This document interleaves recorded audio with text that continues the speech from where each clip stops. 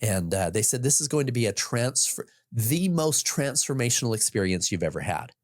And I'm like, you know what? I've done transformational stuff. I've literally walked across Kohl's with Tony Robbins standing next to me. You can't tell me this is going to be the most transformational experience of my life.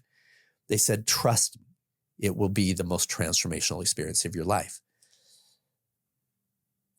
And I'm telling you, Kevin, this experience changed everything for me.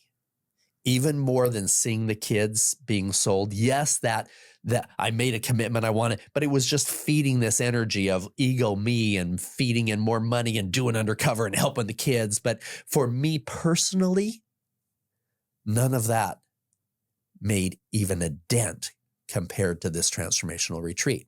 Now, what I'm going to say next, a lot of guys are going to be like, oh, well, yeah, I didn't expect that, but I'm just going to go there. They had a doctor who had been working for years on the proper use of psychedelics when it came to addiction recovery, anxiety, depression, PTSD, and breaking through childhood trauma. Now, when I was told that that's what she was using, I'm thinking, wait a minute. Those are Schedule I drugs. Those are as dangerous as cocaine, right? I encourage the listeners to look it up. With the Johns Hopkins University studies, psilocybin in mushrooms is safer than table sugar. There's never been a case of addiction, not one in history. There's never been a case of overdose, not one, ever.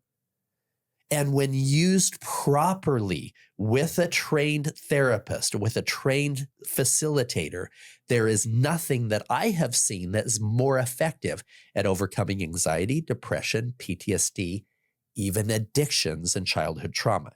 And so that some of the reason we haven't heard about it is because for the last 50 plus years, they've been Schedule I drugs and nobody has done any research.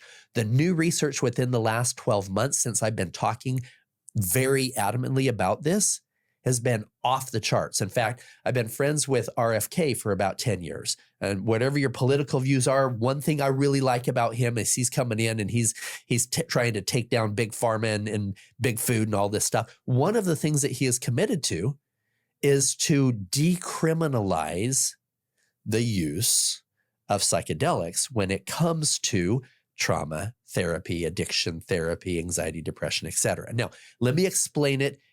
First of all, I'll explain my personal experience and I'll explain why.